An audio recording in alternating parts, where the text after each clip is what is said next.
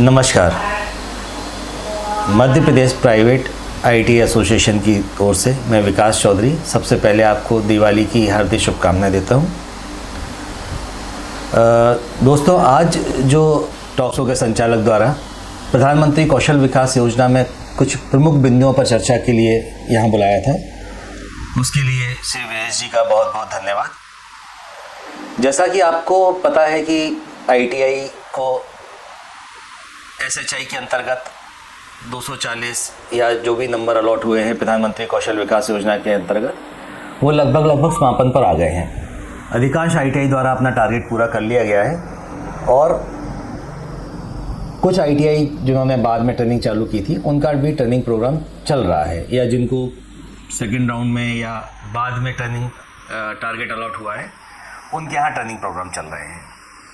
अभी हाल ही में एनएसडीसी द्वारा सभी ट्रेनिंग प्रोवाइडर्स को कुछ मेल फ्लोट किए गए थे, जिसके अंतर्गत कुछ डॉक्यूमेंट्स मांगे गए थे। जैसे उनका बैंक स्टेटमेंट मांगा था, एक एफिडेविट मांगा था उनसे, अपॉइंटमेंट लेटर्स मांगे थे, यूटिलिटी बिल्स मांगे हुए थे। वो वेरिफिकेशन के लिए मांगे गए थे कि आईटीआई द्वारा जो प्रोग्राम चलाया जा रहा है वो वाकई में आईटीआई द्वारा चलाया जा रहा है या उसको कहीं आउटसोर्स कर दिया गया है। ये काफ़ी सारी शिकायतें मिली थी एनएसडीसी को कि पूरा का पूरा जो ट्रेनिंग प्रोग्राम है वो कहीं ना कहीं आउटसोर्स कर दिया गया है, तो उसके वेरिफिकेशन के संबंध में ये डॉक्यूमेंट आपसे मांगे गए हैं। काफ़ी सारे आईटीआई ये डॉक्यूमेंट अभी एनएसडीसी को दे चुके हैं, कई लोगों ने नहीं दिए हैं। तो सभी आईटीआई संचालकों से अनुरोध है कि जो डॉक्यूमेंट्स एनएसडीसी द्वारा मांगे गए हैं वह डॉक्यूमेंट जल्द से जल्द एनएसडीसी को प्रोवाइड करवा दें, जिससे कि जो एनएसडीसी का प्रोसेस है वो कंप्लीट हो सके और आगे की कार्रवाई चालू कर सकें। जो बैंक स्टेटमेंट मांगा है उसमें मूलतः जो आपके ट्रेनर हैं, स्टाफ हैं, उनका पेमेंट या सैलरीज वगैरह रिफ्लेक्ट होना चाहिए। एक एफिडेविट मांगा हुआ है कि ये जो ट्रेनिंग प्रोग्राम है आपके द्वारा स्वयं के द्वारा चलाया जा रहा है, इसको कहीं आउटसोर्स नहीं किया गया है। जो ट्रेनर्स आपने एनएसडीसी पोर्टल पर, स्किल इंडिया पोर्टल पर अपने बैचेस के साथ में अपलोड किए थे, उनके अपॉइंटमेंट लेटर, सैलरी स्लिप की डिमांड की गई है। जिस आईटीआई में यह ट्रेनिंग प्रोग्राम चल रहा है उस आईटीआई का इलेक्ट्रिसिटी बिल, ब्रॉडबैंड बिल इत्यादि मांगा गया है कि वाकई में फैसिलिटीज़ अवेलेबल थी या नहीं थी। तो ये सारी चीज़ें आप जल्द से जल्द भेज दें, जिससे कि आपका जो डॉक्यूमेंटेशन पार्ट है वो कंप्लीट हो सके। यहाँ पर कुछ आईटीआई द्वारा बीच में क्वेश्चन किए गए थे कि हमारे अभी तक एक भी पेमेंट नहीं आया है, तो पेमेंट ना आने की कंडीशन में हमारे द्वारा जो सैलरीज हैं या जो इंसेंटिव्स हैं या जो कॉन्ट्रेक्चुअल अमाउंट है वो पे नहीं किए गए हैं, तो हम बैंक स्टेटमेंट में कैसे दिखाएंगे। तो उस संबंध में आप लेटर दे सकते हैं बैंक स्टेटमेंट के साथ में कि आपको अभी तक इसके अगेंस्ट में कोई भी इनिशियल पेमेंट नहीं मिला है, जिसके कारण आपने अभी भुगतान भी नहीं किया है, और जब पेमेंट मिलेगा तो आप उनके जो भी ड्यूज़ हैं वो क्लियर करेंगे। तो सबसे पहले तो आप ये डॉक्यूमेंट भेज दें।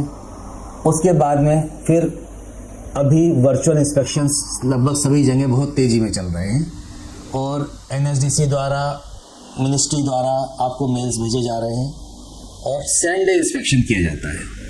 आपको मेल आएगा, उसके कुछ देर बाद का ही उसमें लिखा रहेगा कि इसी दिन आपको वर्चुअली कनेक्ट होना है और आपको अपना training infrastructure, facilities, students, staff, trainers सभी से आपको इंट्रोड्यूस करना है और दिखाना है उन्हें कि सारी चीज़ें आपके पास में हैं।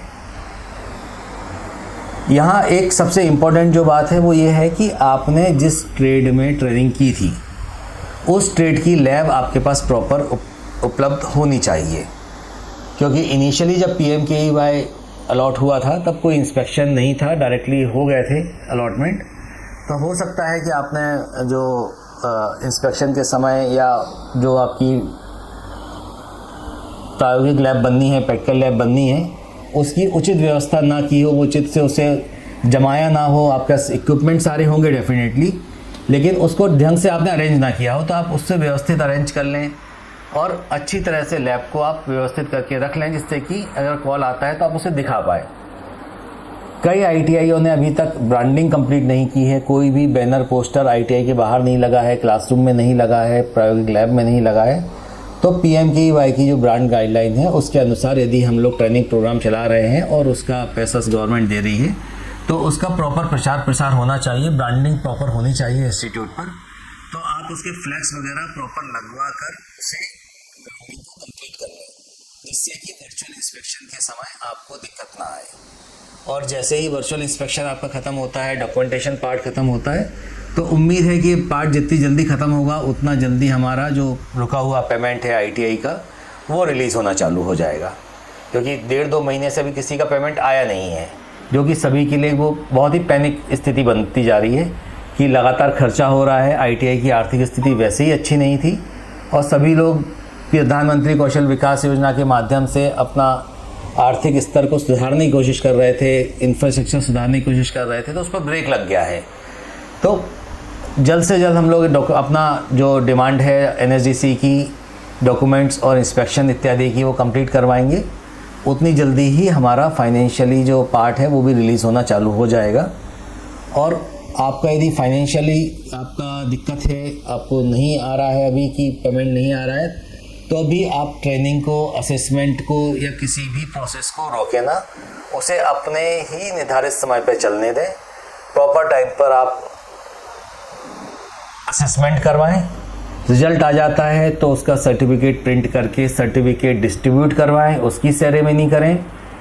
यदि आपके पास में किट आ गई है तो वो किट प्रॉपरली आप डिस्ट्रीब्यूट करें, उसके फ़ोटोग्राफ्स आप लें और सभी अपने अपने ITI के फेसबुक पेज पर, इंस्टाग्राम पेज पर, सोशल मीडिया पर जो बुक डिस्ट्रीब्यूशन है, आपका किट डिस्ट्रीब्यूशन है, असेसमेंट है, सर्टिफिकेट डिस्ट्रीब्यूशन है, उसके फ़ोटोग्राफ भी शेयर करें, जिससे कि ITI की ब्रांडिंग भी हो सके। धन्यवाद।